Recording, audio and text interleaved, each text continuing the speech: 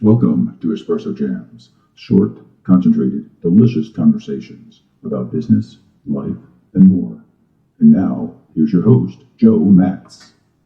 Thank you for joining us today for another episode of Espresso Jams. And today, I have the honor of having Jon Taylor with us. Now, Jon is the owner of MKE Video.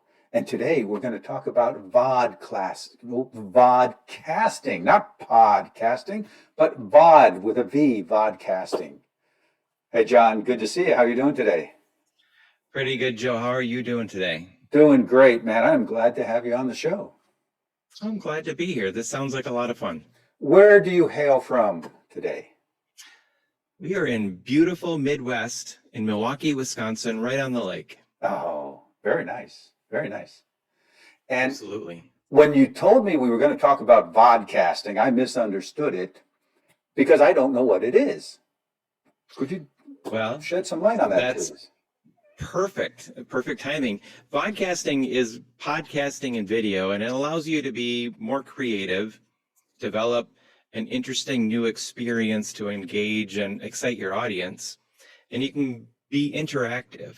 And so it gives you a little bit more bandwidth to express yourself and to create some interesting experiences to excite your audience while educating them. Okay, and now I've got more questions. You say interactive. I'm not used to podcasts being interactive.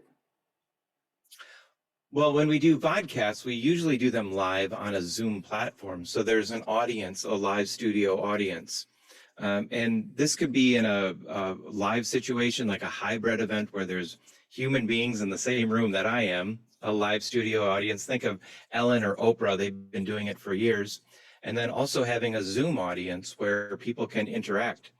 The next level or that next layer would be the Facebook Live, LinkedIn Live, and YouTube Live audiences that can comment and interact with the show as you're producing it live. Oh, so can you leave their microphone open or open it if they have questions, or do you work with the texting or chatting function?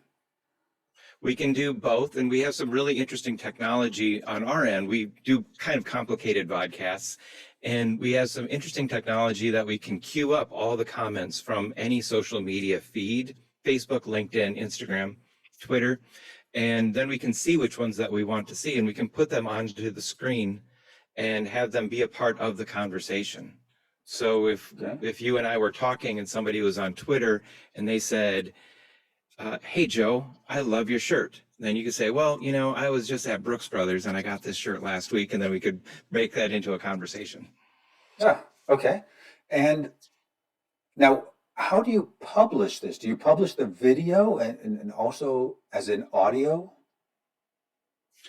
So when we publish and you distribute this, you're already on a lot of the channels in a live format. And it's a low bandwidth, pretty poor quality. And what we do is we pull all those down and then we upload an edited version. Because we're using broadcast technology, all of the work's kind of done before the show. So we're planning out how the segments go, planning out who's saying what, where, and what kind of graphics are going to be there.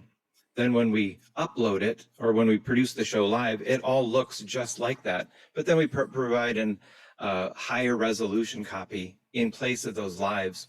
And that also gives us an opportunity to upload or publish it in smaller segments. If you saw our show yesterday, there's 4 segments that are within the show, plus an intro and an outro. We publish each of those segments as individual pieces of content, as well as some of those great questions. If Tracy asked a great question of September, then we just use that tiny little segment, that 2-minute segment, as a social media post. So there's a lot of flexibility when we create these vodcasts. Well, that's great because then you get multi-use from just your one podcast, and people can consume it in smaller chunks if that's what they like to do. Yeah, and so it gives us long form and short form, and we also put it onto all of the podcast platforms. There's about 15 different major streaming services for podcasts, and we put it on all of them through Buzzsprout. Okay, and do you do that live or that's after the fact? After the fact. Okay. Okay. Wow. So you're hitting the video channels, I'm sure the YouTube channels and all the social media and the podcasting. Correct. And when somebody says something really important, once in a while we have a guest on and they'll say something great. The meaning of life is, and then we can take a picture of them, a screenshot of them, and then put that quote right on the quote and make it what we call a quote card. So then we have static content also. Okay. So there's a lot of different ways that you can get your content out there and deliver it to your audience. Okay. And what type of show is it that you're doing? Well, we try to do a number of different shows. We have some broadcast shows where, I have a fancy studio behind me, and from there we can sit at a desk and talk and have that type of a show. We also do shows where there's 5 people sitting around on a couch drinking wine. It's called Women, Wine, and Wisdom. And they're talking about mental health issues.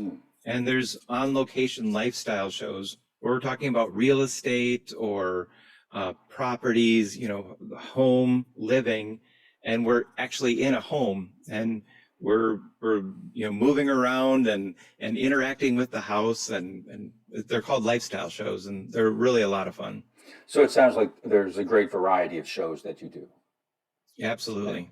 Now, if I wanted to do a show, could I choose that? I don't want it to be on Twitter, for example, or I want the podcast to go out, maybe in January, because I like to do things beforehand. But we can do live now and do that. Is all of that possible? Yeah, you can select, everybody's strong on their own particular platform because they've dedicated the time to build that audience, to engage with them, and it's where they feel comfortable. And whatever platform you're on, you can create media or vodcasts that will fit for those platforms. Okay, here's a killer question. I'm on the East Coast. Could you do a show with me? Absolutely. We have some really fancy technology. It's like a Zoom, but it's really high resolution. And we're located, our studio is located in Serendipity Labs, and there's 40 of them across the country. The great thing about Serendipity Labs, besides the water and the coffee, is that they have some incredible internet infrastructure. We'll say that 5 times really fast. And what that allows us to do is it allows us to connect from peer to peer, basically. So we can be here and we could connect with somebody on the East Coast or the West Coast or Arizona or wherever and be ultra high resolution. We can be 4K, so we can get this incredible resolution. But if you're not near a Serendipity Lab, we can also work with you by coaching you through how to connect everything, light everything, set your camera up, so that we can get a very high bandwidth, like a 1080 feed from your location to do something like a newscast would. Okay. And for our listeners today, what would be one takeaway that in 20 seconds or so that you would ask them to take away? If you're going to create anything, whether it's a podcast, vodcast, you're just going to put a post up, or you're going to go old school and make a blog, be consistent. Show up every day at the same exact time to deliver that content. Deliver it in the same pattern, in the same way.